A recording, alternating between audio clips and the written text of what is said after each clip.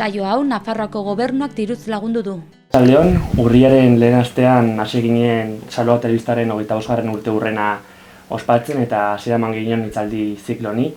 Eta aste honetan amaituko dugu hitzaldi ziklo hau. Lehenik eta behin, eskerrik asko Karrikiriko lankidei espazio hau utzi izanagatik. Eta ari etorriz gaurkoan gai mamitsua eta oso interesgarria dugu. Izan ere Euskal Komunikabideen egoera aztertuko dugu gaur arratsaldean, eta horretarako 3 kazetari gonbidatu ditugu. Euskal Herri Irratiko Reyes Irintxeta, arratsaldeon. Arratsaldeon. Argiako Xabier Letona, arratsaldeon. Arratsaldeon. Eta Otxo Infoko Miguel Angel Llama Azpitu, arratsaldeon. Bueno, lehenik eta behin eskerrik asko gure gonbidapena onartu izanagatik eta eskerrik asko berriz ere gurekin egoteagatik. Pixka bat publikoa kokatzeko, esango dizuet gaurko hitzaldia 3 multzotan banatu dugula. Lehenik eta behin gure gonbidatuek aztertuko dute, komentatuko digute nola zen kazetariaren lana egitea 20. mende amaiera horretan. Bigarrenik, kazetaritzak gizartean duen eragina arituko gara, eta 2015an Nafarroko gobernuan gertatu zen aldaketa adibide izango dugu, eta 3. multzoan Euskal Komunikabideen egoeraz, gaurko egoeraz, eta etorkizunera begira ditugun erronketaz arituko gara. Beraz, besterik gabe eta lehenbailen arira joanez, kontatuko diguzue nola izan zen mende amaiera horretan kazetari baten lana? Nork hasi nahi du? Zarrenak Bai, oso lan desberdina zen, oso lan molde desberdina zen, ezta? Bistan da, aurrerakuntza ikaragarriak izan direla azken urte hauetan, teknologikoki ez du bat ere zer ikusirik, ezta?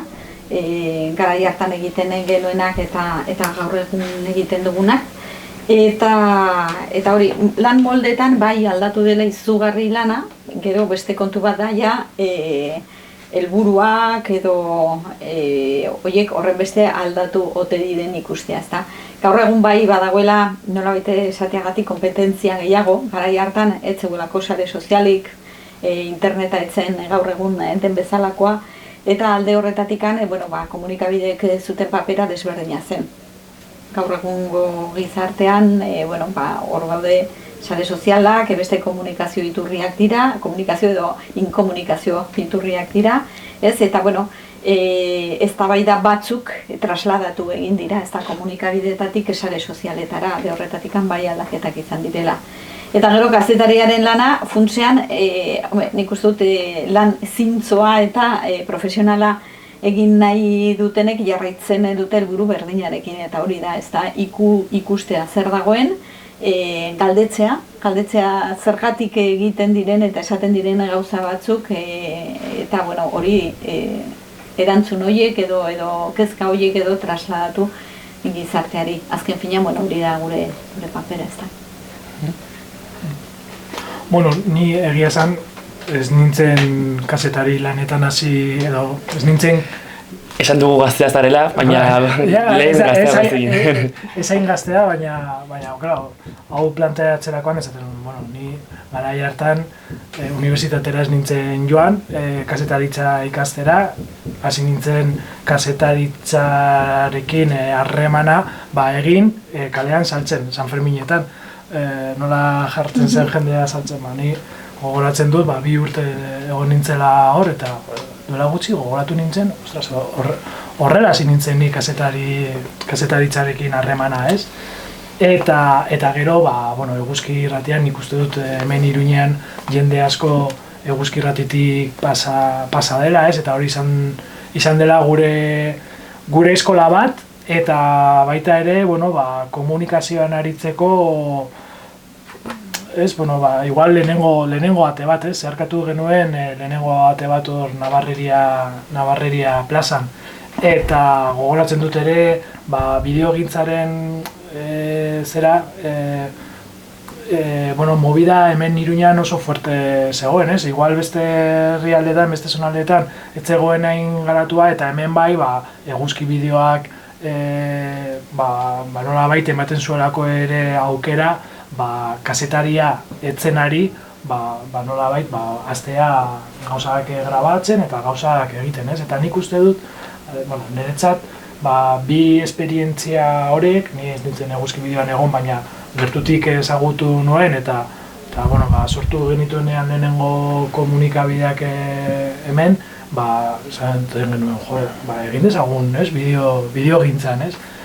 Eta, nik ezagutu dudana izan da hori, herri mugimendutik sortutako herri komunikabideak, eta nik uste dut, horiek oso balorean jarri behar ditugula, zeren hori, izan dela, askontzako, izan dela gure lehenengo esperientzia, ez? Eta ze eskola, zeren hor, zu zeuk egin behar zenun dana eta baliabide gutxirekin, ez?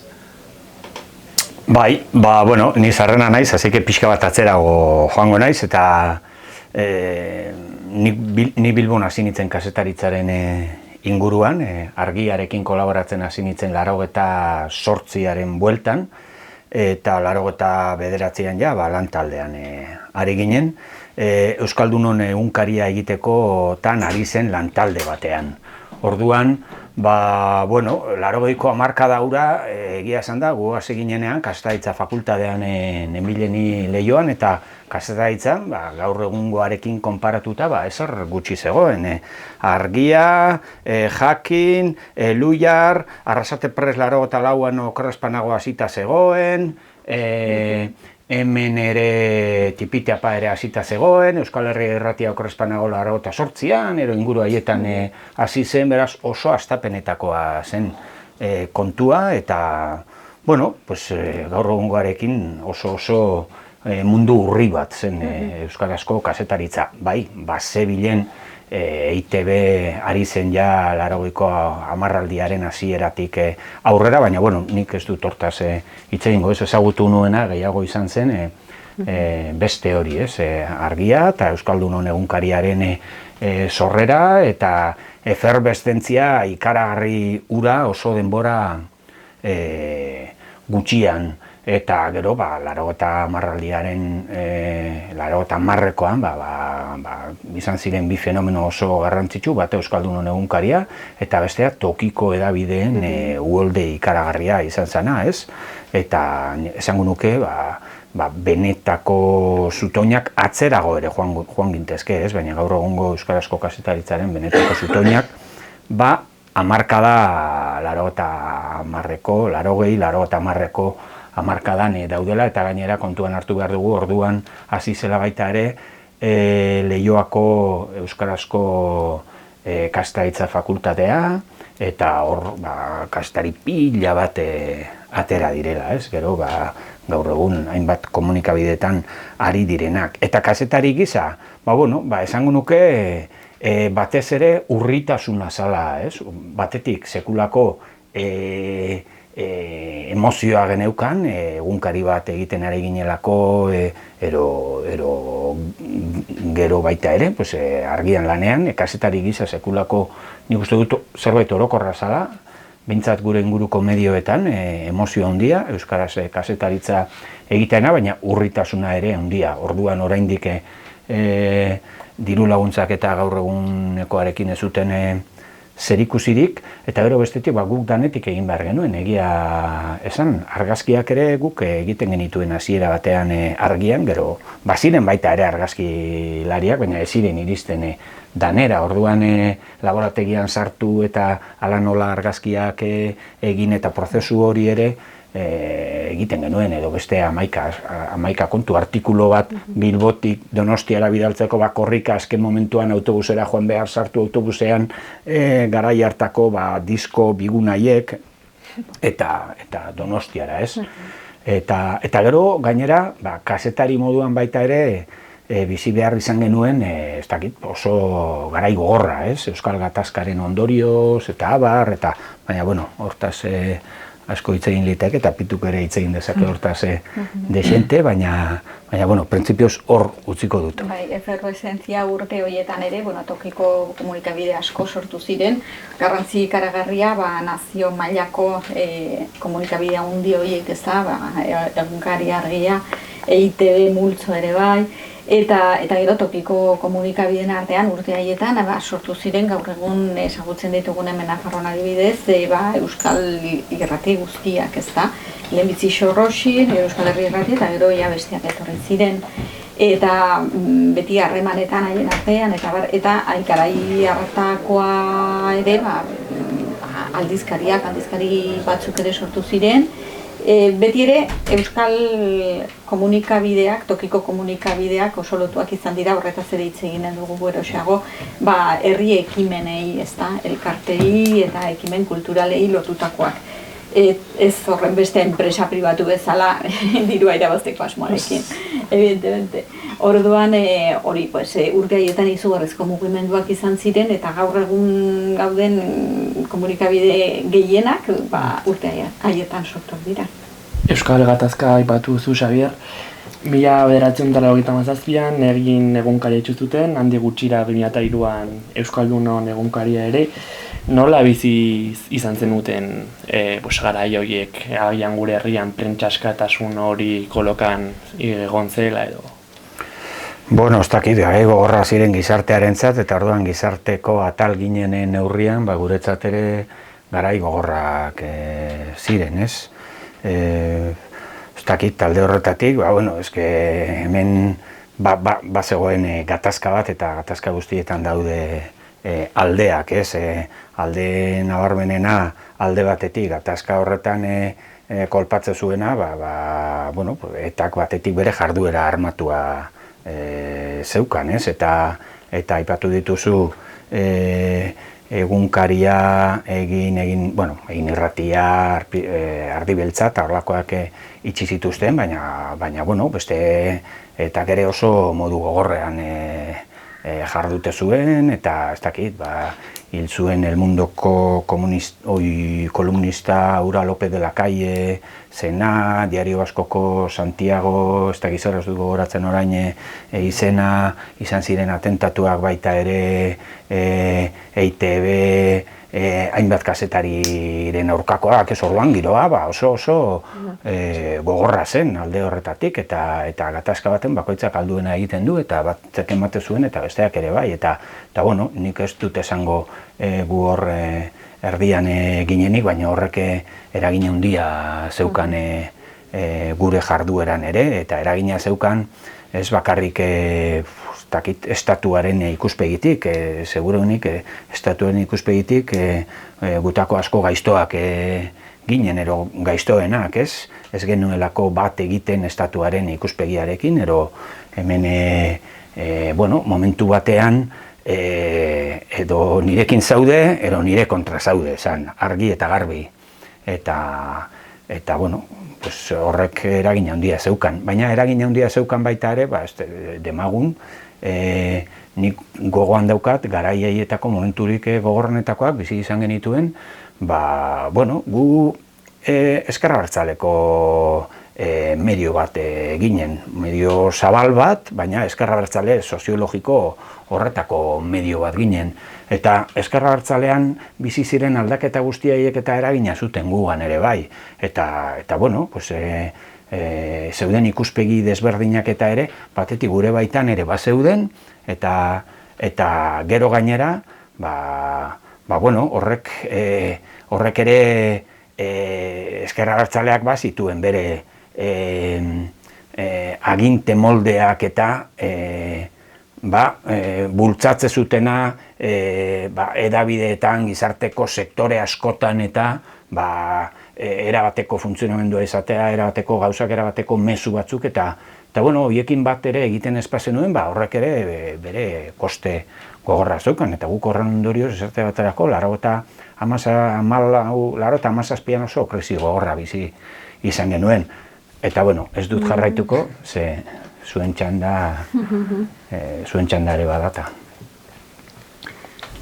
Bai, eragin ikaragarria barrutik eta kanpotik, esan nahi genuke, ezta? Gu Euskal Herri Irratian, tokiko komunikabide bezala, tokiko irrati bezala, gu sortu ginen Euskal komunitateari zerbitzu informatibo bat eskintzeko asmoarekin. Orduan, gu egon gara betidanik gure komunitatearen zerbitzura. Baina komunitate horretan, noski, ikuspegi eta sensibilitate desberdinak daude. Orduan, hor zaila da, batez ere oso egoera tensoa dagoenean, ezta? Beti egonen da jendea zurekin edo esan duzun horrekin ados ez dagoena motibatengatik edo bestearengatik. Orduan, barnetikan tensio hori izan da beti noski gure komunitatean hitza delako. Eta izan dira momentu oso gogorrak, nik uste dut irratian bizi izan dugun gogorrena alde horretatikan izan zen Tomas Caballero hil zutenean. Horre haustura bat gertatu zen, eta oso momentu gogorra eta mingarria izan zen. Eta hor izan ziren, ezta, desadostasunak eta alde horretatikan, bazkide batzuk utzi zuten irratia, beste batzuk gehitu, izan zen haustura momentu bat, ezta? Eta gero, hori barrutik saiatzen zara, beti zintzu izaten eta informazioa ematen, eta batez ere, ahotsa ematen mundu guztiari, euskeraz hitz egiten duten bitartean, gure mikrofonoak izanen dituzte mezu bat helarazi nahi dutenak. Hori da gure filosofia, irekitzea mundu guztiarentzat. Eta kanpotik ere bai eragina, noski urte gogor horietan bereziki, gaur egun ere bai, ez? Baina urte gogor horietan zer esanik ez, euskararekin zer ikusirik zuen guztia eta zen. Gaur egun ere bai neurri batean, baina garai hartan zer esanik ez, ezta? Ez da kasualitatea Euskal Herria Irratia lizentziarik gabe egon izana 27 urte luzez, ez da kasualitatea. Orduan, gaizki pasa dugu eta gorriak ikusi izan ditugu eta noski hor gatazkaren erdian izan gara, esan bezala, barrutik eta kanpotik ere bai. Zer bat gehitu nahi duzu? Ez dakite, guri bete-betean tokatu zaigula, ez? Nik gogoratzen dut, Eguzki Irratia itxi egin zutela, uste dut bitan edo ni oraindikan ez nengoenean, gero saldu nuen, azken eginak saldu nituen itxi zuten aurreko egunean, San Ferminetan, orduan. Eta gero guk sortu ditugun komunikabide batzuk itxi egin dizkigute zera berdinekin, ez? Arrazoi berdinekin, orduan, hemen herri honetan adierazpen askatasuna eta informazio emateko edo jasotzeko eskubide hori oso baldintzatuta egon da gatazkarekin, ez? Esango nuke, nolabait gauza batzuk aldatu egin direla eta baldintza berri batzuk sortu egin direla, baina haze espektakuloa ikusten ari garen, gaur egun, Espainia mailan bereziki, zenolako estoldak, zer dagoen komunikabideen munduan, zuk aipatzen zenun, inori ez zaiola bururatzen euskaraz arituko den komunikabide bat sortu dirua irabazteko.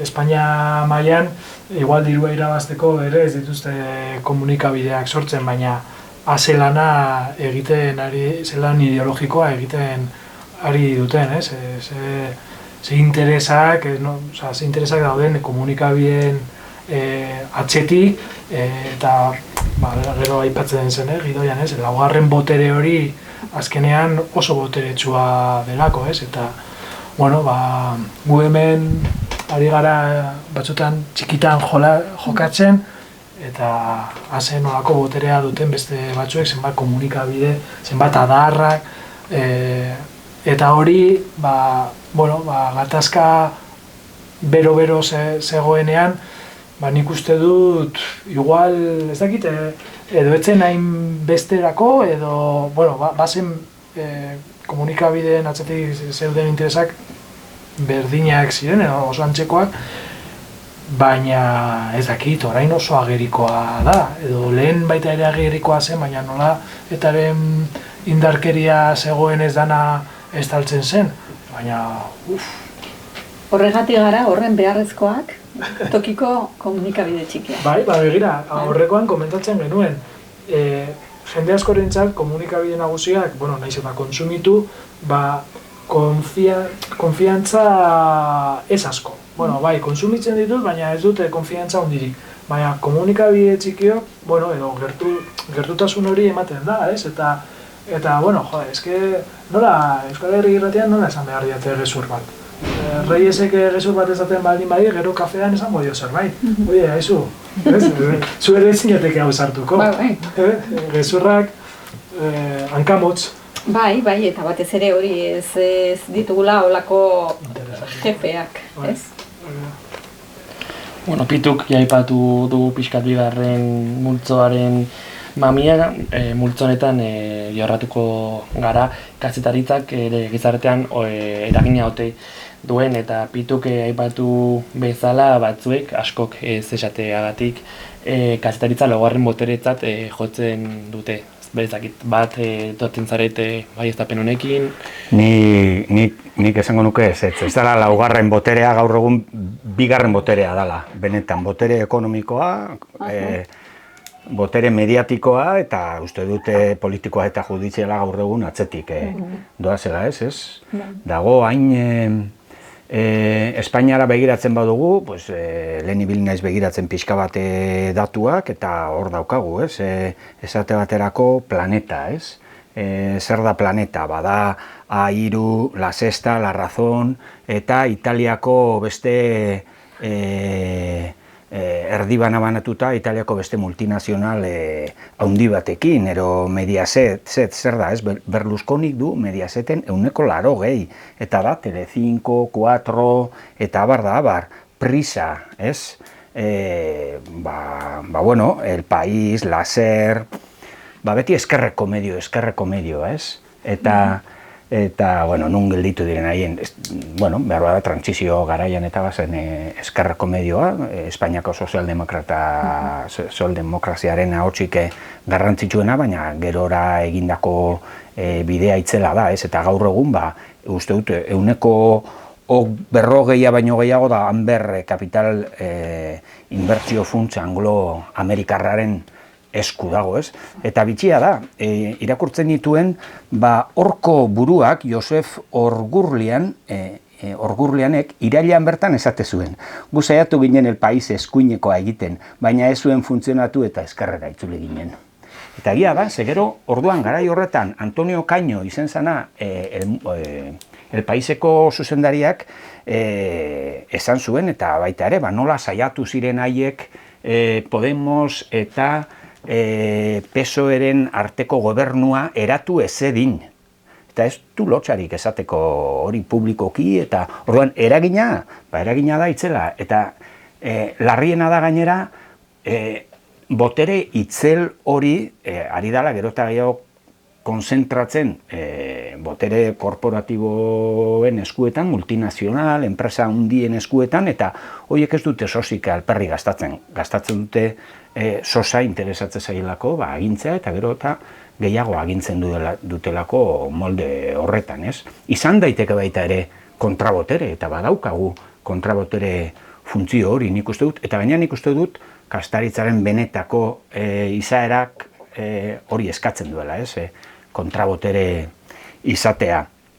Baina, ez dakit, hortaz hitz egin dezakegu geroxeago gehiago, baina, aurten ikusi duguna Espainian, hemengo kasuez ere hitz egin daiteke ez, baina Espainiakoak datuzkigu indarra handiarekin, Ferreras eta Villarejo komisarioen arteko, nola funtzionatzen duten estolda horiek, ez?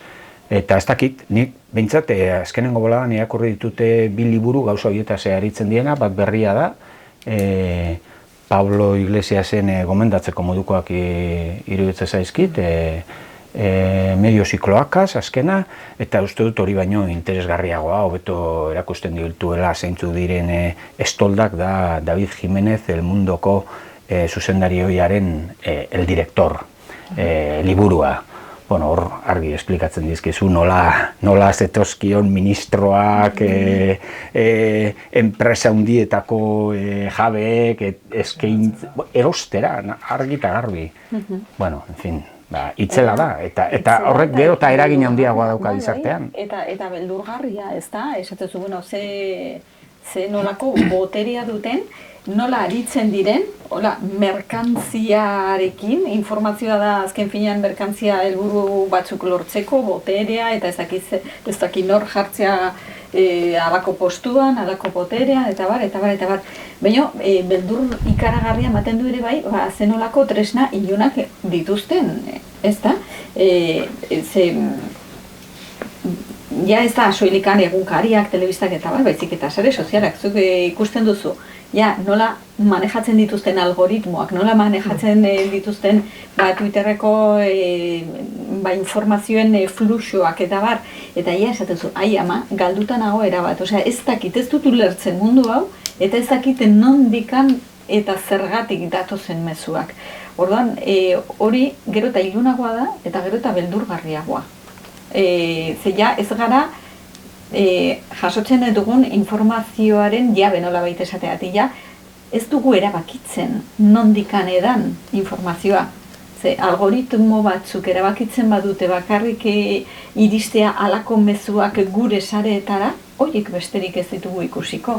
Norbaitek, algoritmo batzuk edo norbaitek erabaki duelako. Orduan, ja, ez gara jabe, eta hori bai dela beldurgarria, ezin aukeratzea za. Zer moduz tratatzen zaitu algoritmoa? Fatal, Spotify bereziki.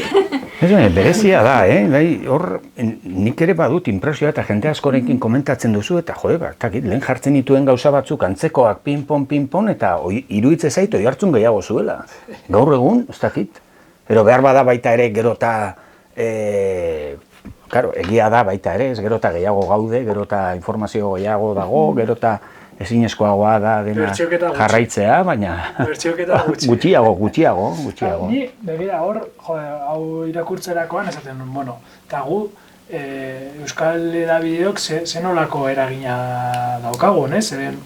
Alde batetik txikia gara, baina bestetik gure jarduenaren kopuru handi batean, zuek osotasunean, baina euskaraz egiten dugu, hau da, gure komunitatea ere txikiagoa da, beti egongo da, pixka bat oso interesatuta dagoena eta azpitituluak irakurriko dituna edo bilatuko duela modua itzulpenak egiteko, baina egia da, gure komunitatea txikiagoa izan da, nahiz eta kriston lana egin, batzutan ere, kriston lana egin dugu, eta gure baliabideekin kriston lana egin dugu, eta hau zenolako edapena, 1000 bisita bideo batek, ez?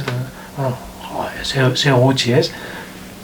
Eta orduan, hori ari nintzen pentsatzen, ez? Eta gero pentsatu dut bestetik batzutan ere, eta berezeki igual gurean ahotsan gu zuzentzen garela publiko oso militante batera, oso aktiboa dena, ez? Mobilizazioetan parte hartzen, esan nahi dut, ja, pertsona batzuk batzutan behar dutela edo animo, ikustea, begira mobilizazioa ze ongi atera den, edo behar dutela bazka politikoa, edo, bueno, orduan, gure eragina ez da, guk batzutan izan beharko ginateke una caja de resonancia, esaten dena, ez? Hau da, bueno, igual edapena ez da izango oso ondila, baina badakit gero jendeak mezu hori jasota, mezu horrekin edo mezu hori tresna bezala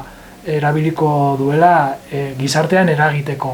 Baina, euskaraz jasoko du, bere ondokoa, bere bizilaguna ez dela euskalduna, honeni zuzenean ez du jasoko, baina jaso duena eragin dezake, ez? Orduan, bueno, gure kasuan, nik uste dut, gure papera ala ikusi behar dut, esan nahi dut, ahotsa.infon gu ala ikusten dugu zeren bestela, egia esan, ez dakit mereziko liguken hainbeste esfortzoa sartzea, hain komunikabide txikia izan da, ez?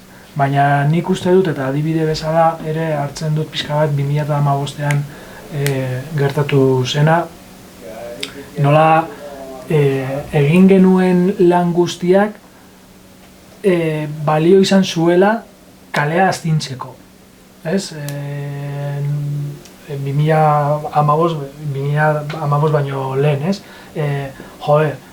Lortu behar genuen nolabait orokorrean gizarte bezala, baina bereziki herri mugimenduak behar zuen UPN instituzioetatik ateratzea, aldaketa bat behar zen, eta nik uste dut hainbat komunikabidetatik egin zen lana izugarria izan zela, oso baliogarria izan zela hori gertatzeko.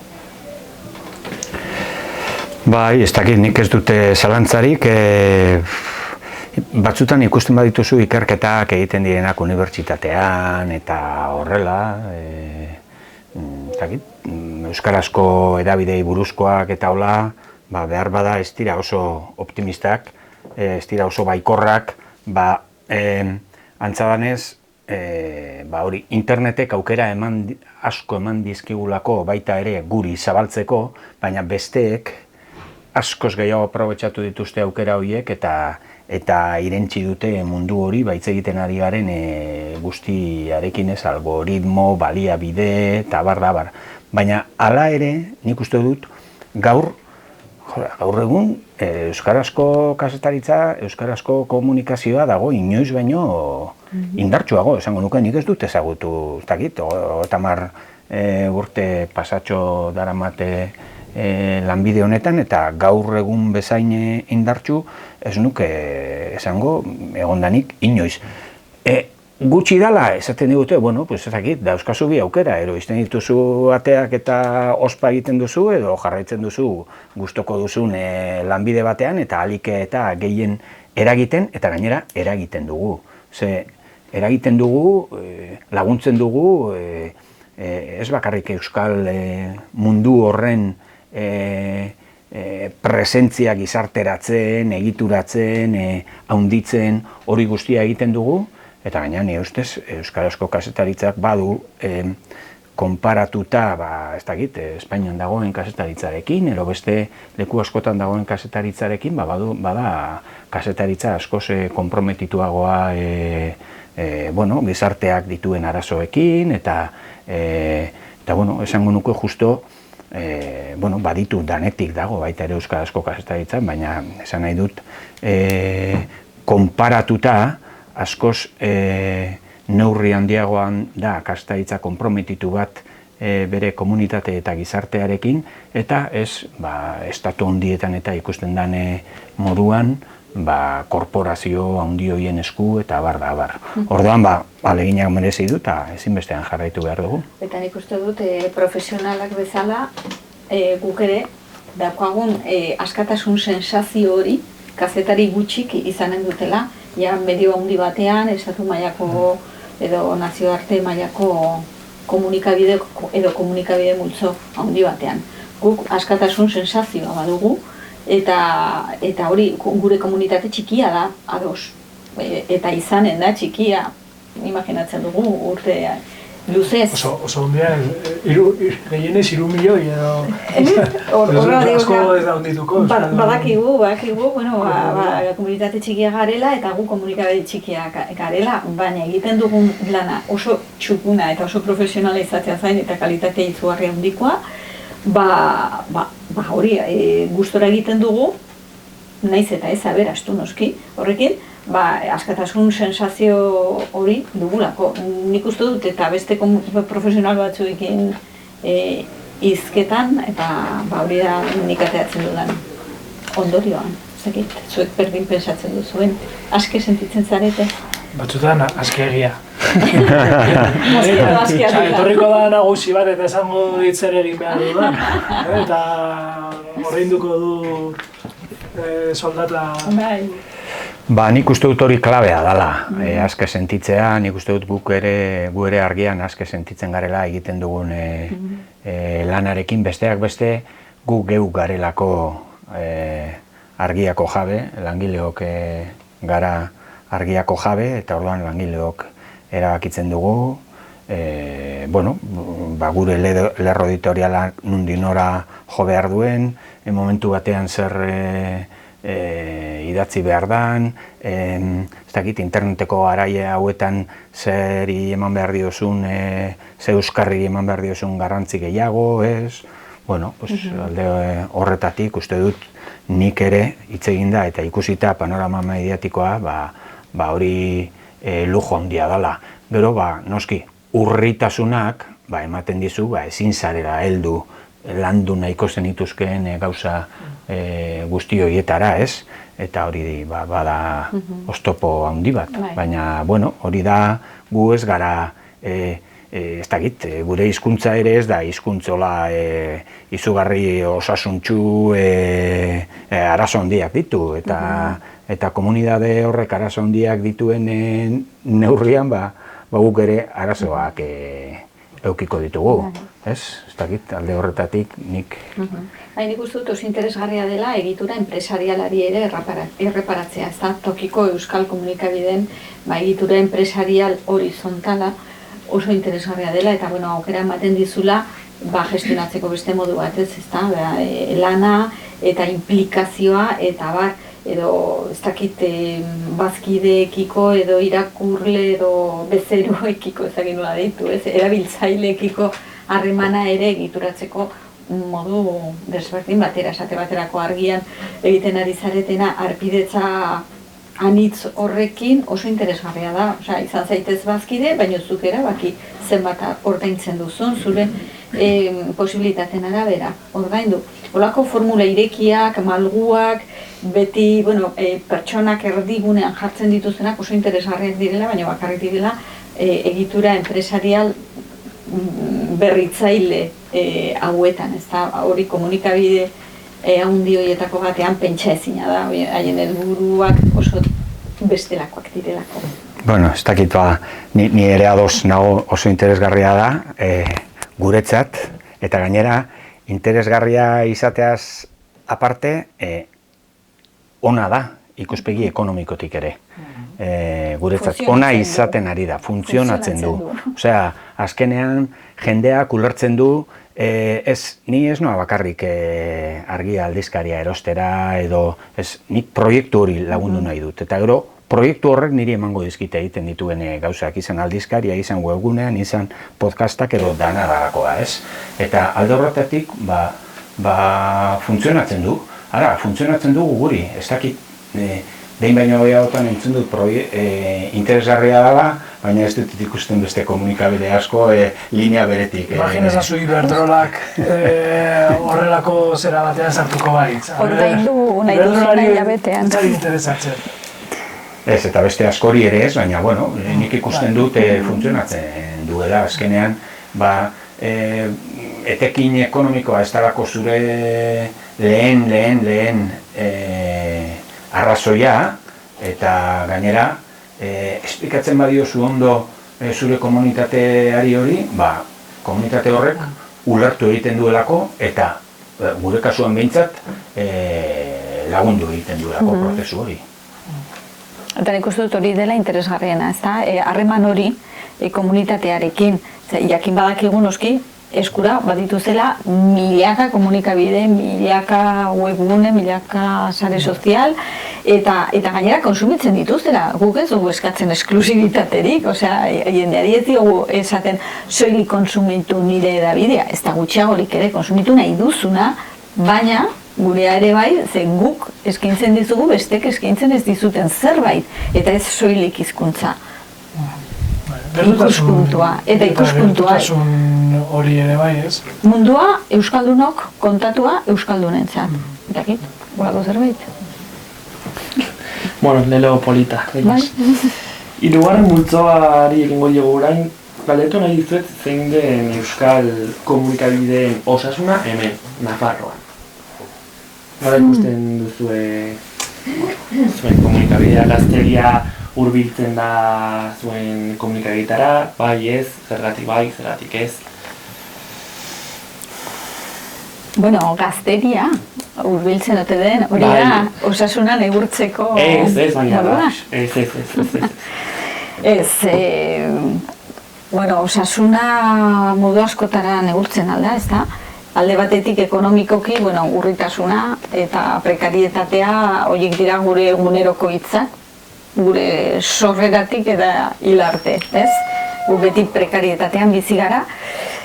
Eta bueno, hori realitate bat da, eta prekaritate horren barruan, bueno, saiatzen gara alik eta gauzak txukunen egiten, eta aprobetxatzen dauden diru laguntzak, eta bazkide gehiatzen dituzten kuotak, eta bar, bueno, alik eta hobekien, eta publizitatetik datorrena, eta modu horretara. Eta gero, zenbat jendek konsumitzen duen gero guk egiten duguna, oso zaila da jakitea, egia esan. Bueno, zuek igual argian erraxago izanen duzu, hainbeste paperezko aldizkari saldu, edo hainbeste bizita webunetan eta bar, irrati bidez, zenbat irrati entzule, zaila da kalkulatzea, baina biztan da, esate bateako, bueno, irratiaren konsumoa asko aldatu dela, azken bola honetan, bueno, komunikabide guztiena, ez da? Baina nork entzuten du orain irratia zuzenean? Nik. Bai, zu, eta nik batzutan. Ez, mundu guztiak orain, jende gerotak gehiago entzuten du nahi duenean. Eta hori da errealitatea, eta hori da etorkizuna, eta guk ere moldatu behar dugu horretara. Eta gero gazteak, karo, irratia entzutea gaola zuzenean eta, bueno, bezakiko txean ez bada, edo bere gurasoek harrapatu, entzerratu sukaldean eta jarri irratia ezakit, arraro egiten zait gazte bat irratia entzuten. Baina irratiak koitzitako gauzak, programak, oso interesgarriak izan daitezke adin guztietako entzuleentzat. Gauza batzuk egin daitezke oso interesgarriak gaztentzat, aurrentzat, badineko jendearentzat, baina hori da gure lana, ez, bilatzea publikori. Eta horregatik, saiatzen ari gara, gure produkzioak egokitzen. Guk adibidez, Euskal Herri Irratian denboraldi hasiera honetan aurkeztu dugun berrikuntzarik handiena izan da kamerak. Kamerak jarri ditugula estudioan, 4 kamera, 4 buru beroak, horrek esan nahi du bilatzen mugitzen direla, bilatzen dutela hizketan ari dena de fum, eta jarratzen dutela. Ezin zarela joan... Ezin eta urratzu beharra da, bueno, terrorifikoa. Eta gero kamerak ere baditugu kanpotik aritzeko, ze gero eta gehiago ari gara kalera ateratzen. Hori, pandemia aurretik ere hasi ginen, kalera ateratzen gure saioekin. Pandemiarekin izan zen etenaldi bat, eta orain berriro hasi gara irratsaioak egiten zuzenean hainbat tokitatik. Aste honetan, gaur bertan egon gara Biltokin, Herrigorako lagunekin eta Biltokikoekin, etzi bagoaz Sarasete pasea lekura, editoren azokatik sartzeko zuzenean, eta idazleak, editoreak, itzultzaileak eta bar, eta irakurleak noski.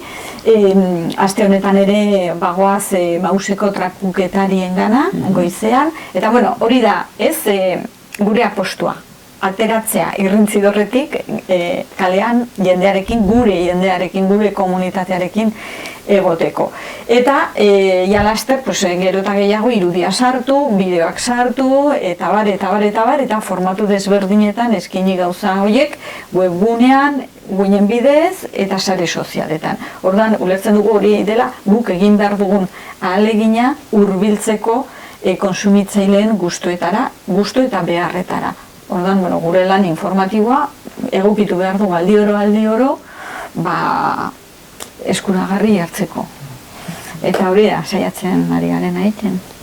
Nik uste dut ez, komunikabide txiki guztietan, behar oso handia da finanziazioarena, eta egia esan batzutan diru laguntza bat eskatzeko inbertitzen duzun denborak, batzutan esaten duzu, ez dakit errentagarria den, baina eskatu behar ditugu ere diru laguntza horiek, eskuratu behar ditugu, zeren bestela desagertuko lirateke, edo beste batzuek Diario Navarrak bere garaian egiten zuen bezala, horri bat argitaratzea gatik dirutza eramaten zuela, euskarazko diru laguntza. Orduan, egon behar zara, baina benetan gure baliabideak oso txikiak dira, lan asko egin behar dugu, nolabait saiatzeko gure helburua betetzen, ez? Eta da, mikroa, kamera edo kalean jartzea, edo kaleko jendeari zera hori ematea. Eta, bueno, nik uste dut, badatoztela garai batzuk, nahiko, bueno, 2008an igual bizi izan genituen antzekoak edo krisi horretatik, gerora etorri ziren urte, potente eta dramatiko horiek, Alde batetik, inoiz baino beharrezkoagoa izango dela, gu bezalako komunikabideak kalean egotea edo kaleko jendeari mugimenduei eta mikroa edo kamera jartzea, oso beharrezkoa izango da, eta bestetik gertatuko zaiguna izango da, gure diru iturriak txikituko direla. Alde batetik, egongo direlako bazkideak, gaur egun hemen denok ditugu bazkideak edo bezeroak edo ditu nahi duzun bezala, eta horietako batzuek ezin izango dute, oraindu. Eta badakigu, azten zarenean, reducir gastos, nola azten zara? Ezinbestekoak ez direnak. Claro, gu ez gara ezinbestekoak pertsona batentzat. Gu esango nuke nahiko beharrezkoak, ez dakit ezinbestekoak, baina igual krisi horien ondorioak jendearen gana ez iristeko edo iristen baldin badira gutxienez amorru eta gauzak aldatzeko zera nahi hori kaleratzeko, horretarako bai galera ezinbestekoak, zeren paper hori ez dute jokatuko komunikabide handiek. Komunikabide handien atzean daudenak ez dutelako krisi horiek pairatzen. Inkluso eragiten dituzte edo inkluso krisi horietatik garaile ateratzen edo diru gehiago irabazten dute. Orduan, guk jendeari eskatu behar eustea gure bazkidetzari, igual ni ez nahi sartzen esatera norbaiti haizu bazkidetza mantendu. Benetan, zuk erabakitzen baldin baduzu bazkidetza hori kentzea oso ulergarria da. Baina mesedez, hau pasatzen denean berriz egin zaitez bazkide ez, edo beste modu bat, ez dakit, baina nik uste dut benetan garai gogor hauetan, han egon behar gara eta han egongo gara, ez gara etxera joango, ez da Euskal Herri irratia ez da itxiko eta argia ere argitaratzen jarraituko du, espero dezagun guk ere grabatzen jarraitzea, baina, egon behar gara eta egon behar gara ongi, indarrekin, zeren benetan niretzat gu bagara pieza importante bat aldaketak izateko, aldaketak gauzatzeko. 2015an eman zen aldaketa horretan ikuste dut ezinbestekoak izan ginela edo oso garrantzitsuak, eta gaur egun egoera honetan baita ere. Eta garailatzak datoz zalantzarik gabe ekonomikoak, eta baita, zer gertatzen den politikoki. Hori da, hauteskundeetan aberria zer gertatzen den, ezta? Horregatik erosi ditugu kamerak orain, diru laguntzak zeuderako, eta aprobetxatu. Saloari ere kompetentzia. Horixe, ez. Lotza gutxi duzu.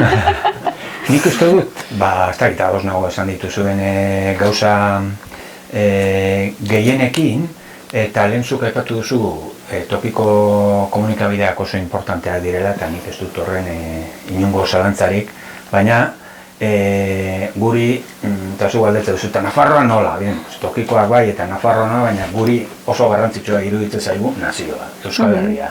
Osea, nazio proiektua izateko ezinbestekoa da, nazio ikuskera hori zabalduko duten edabideak izatea. Eta gure funtzio horietako bat hori da argiarena, ez? Gertatzen dena gero, egia da, gaur egun, iristen garela askoz gehiago baita ere herrietara eta lurralde desberdinetara, lehen ez bezala lurralde guztietan dauzkagu orain ordezkariak eta Nafarroari begira nik uste dut badagoela gauza bat oso garrantzitsua bi hobeto, igual asko ongo dira oso garrantzitsuak. Baina urritasun aurre egiteko nik uste lortu behar dela komunikabidei begira, ez dakit, beste presio gune garrantzitsu bat, ze lotxagarria da, gertatzen dena, Nafarroan gaur egune komunikabide eoke orokorrean Eusko Jaurlaritzaren bidez jasotzen ditugu diru laguntza garrantzitsu batzuk, eta Nafarroak ere batzuetan handik jasotzen ditu, baina hemengo instituzioetatik izugarri lotxagarria da, emate zaigun trataera. Orduan, alde horretatik iruditzen zait gure artean ere, ez dakit zerbait egin beharko genuke da, alde horretatik ekimen sortu zenean, ekimen da herri ekimeneko edabideak 2011-2012ko buelta hartan sortu zen besteak beste presio egiteko instituzioetan, orduan diru laguntzak eta oso gainbera zetozen 2008ko krisiaren ondorioz eta abar, eta nik esango nuke, ongi funtzionatu duela, eta horrek laguntzen duela baita ere, instituzioekin harreman bat izaten, eta abar da, abarrez. Eta, hemen badakit, egoera oso bestelakoa da, baina ez da ere 80ko hamarkadako egoera, ez? Eta gainera aldaketa garai bat bizi izan dugu, eta orduan ere urria izan ziren, diru laguntzak eta abar, baina gehiago aurrekoetan, baina alde horretatik, ez dakit nola, baina hitzein beharko genuke gure artean gehiago, eta gure inguruan dauden eragile politiko eta sozialekin eta hori haunditzeko zalantzari gabe. Eta gero, esango nuke, zuk esan duzu, nola gaude, lehen esan dakoa, nik uste dut,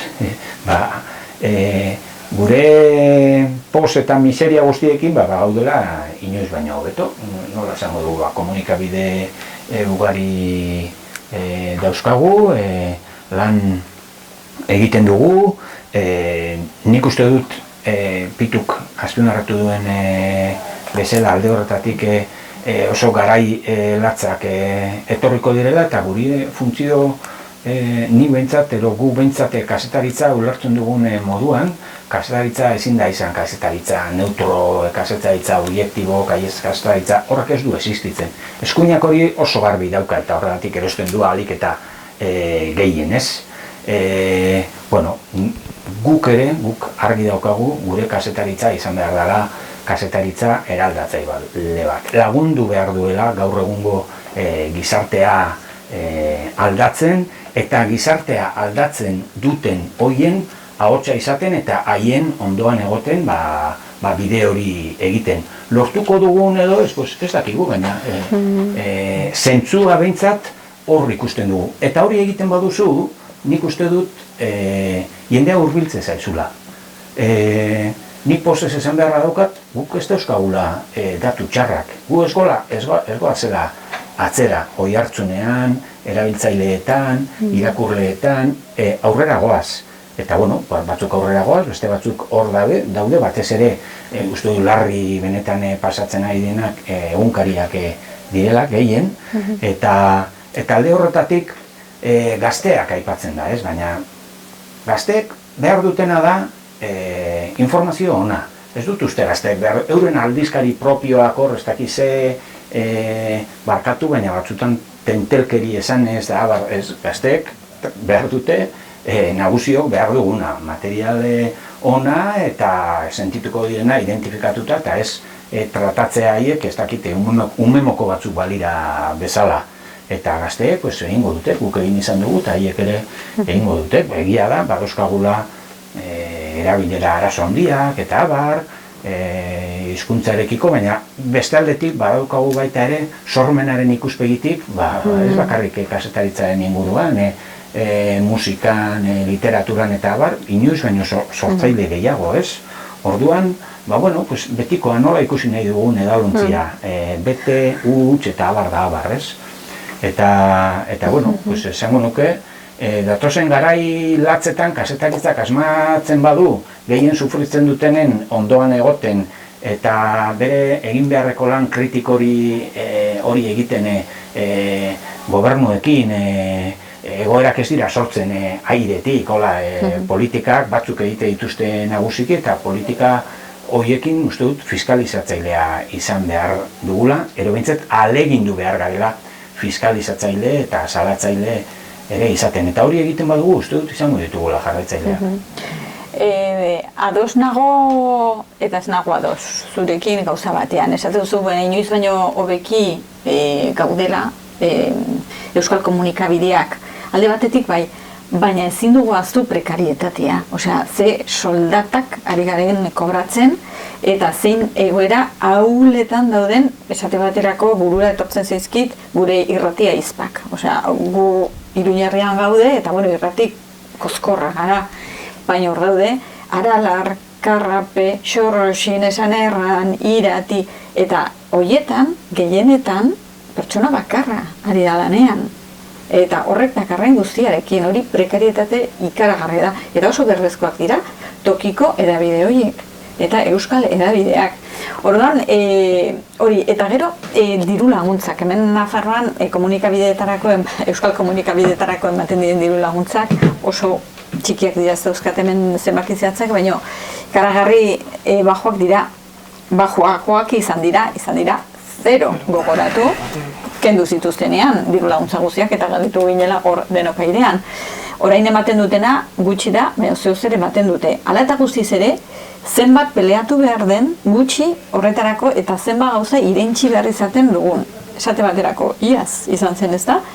Navarra Telebizionekin sinatu zuten akordio izendun bat, konbenio izendun bat, €1.000.000 emateko. Ping, pom. Jazta, eta ez gertatzen. Eta guri lausoz emateko eta banatzeko ezak zenbat komunikabideen artean, peleatu behar dugu, entzun behar izaten ditu izugarrizko astakeriak esate baterako, hori Iruñeko udalak guri esaten zigun, beria nolakoa zen gure irismena. Claro, eske, entzule guztien artean zenbatek entzuten dute Euskal Herri irratia, eta karo guk esaten genien. Baina gure unibertsoa ez da hiritar guztiak, gure unibertsoa da euskera ulertzen duten pertsonena. Ez dakit, logikoa den bezalaxe. Orduan, irizpide hori okerra da, maltzurra da. Kasunetan etzen diru laguntza, baizik eta publizitate instituzionala jartzeko modua. Orduan, beti gailituko gara kanpoan, gu komunitate oso txikia garelako, baina hala da. Bai, ni esan duzunean ez nago ados, ni zurekin erabat ados nago, esaten duzunarekin. Nola ez, erabat ados, horregatik diru laguntzena, urritasuna eta bar hortik zikoan, eta azkenean gure ingurukoak eragile politiko, sozial, konbentzitu behar ditugu, denona da egoera konplexua eta zaila, baina norbaitek emango badie ahotsa gure inguruko guzti horiei gu gara. Orduan, elkar elikatu behar da. Eta ulertarazi egin behar diegu euskara ezin dela utzi oro janaren erdian, indartsuenaren legearen arabera. Euskara babestu beharra dago, hala da, gustatu, hala ez gustatu. Egoera gurean dagoelako. Ze komplejuak askotan gure oinarrian, zu jasotzen dituzu diru laguntzak eta ja ematen du, bizizarela. Horretaz bizizarela edo zure, edo nolabait zensuratuko zarela, ez? Eta begira, uste dut Euskal Bidearen lehenengo zera diru laguntza jaso genuenean, hortik gutxira, El Mundo egunkariak atera zuen, Nafar gobernuak babesten du Guardia Zibilaren aurka aritzen den komunikabide bat, ez? Eta gure, eta ni gurasoei kontatu nien, eta nire aitak galdetu zian, baina, eta zenbat diru jaso duzu, esan nion zifra, eta hasi zen barrezken esan zuen. Horrengatik, esaten zuen, hori gastatzen, edo nor gastatzen du, guretzat garrantzitsua dena batzutan kontatzen duzu kanpotik edo kanpoan, eta jendeak... Horregatik, zenbat irentxi behar izaten dugu lauso zentruke. Hori da. Baina hori da lortzen dutena azkenean lehen ibili gara hitz egiten komunikabideen eraginaz gizartean eta jende askok galdetzen digu. Baina diru laguntza jasotzen dituzu ez? Eta baina hori nola eta ez guk eta hemen azten bagara komentatzen ze lako txuteak doazen gobernuetatik eta horrela enpresa pribatura asteburu honetan gertatu da, itzela ez? Volkswagenek estatukoak saguntoko planta dala eta jaso behar zituen, bere ustez 800 milioi euro han bateria planta bat egiteko eta hola, eta ustez entzuna izango zuen, bilera batzutan izango zioten, ez jasoko dituzu 150 inguru, eta esaten du, ez? Espaitut jasotzen askoz gehiago, hasieran esandako den bueltan, ez dago plantari. Bueno, pues gobernuak esaten du, igandean bertan, larun batean bertan, esaten du, bueno, 100 piku ez dira, izango dira gutxienez, 300 milioi eta piku, ez? Gutxienez. Hori da, diru laguntza, hori ez da konsideratzen diru laguntza eta barrez. Orduan, bueno. Eta gero nik azpimarratu nahiko nuke baita ere, dana ez da kanpoan gertatzen. Gure artean ere baditugu zer egin eta aldarrikatzen ditugu gure artean elkarlana ez dakiz, eta ari gara, nik uste dut ekimeneko esperientzia, hemen Nafarroan behar bada, ez da, alako bihartzune itzelarekin iristen hori, baina bueno, baina ari gara, edabideen artean ere elkarlanean gauzak egiten eta, baina gure artean askoz gauza gehiago egin dezakegu eta gu bentzat argiaktik azkenengo bolagan tematuta ari gara, guk bakarrik, guk egiten duguna, gure artean askoz gehiago partekatzen badugu eta konpartitzen badugu, aurreratuko dugula dirua, emango dugula zerbitzu egokiago bat gure komunitateei eta horretarako behar ditugula gure edukiak, eduki libreak izan daitezela, edozen komunikabidek arditzen eta zabaldu ditzen.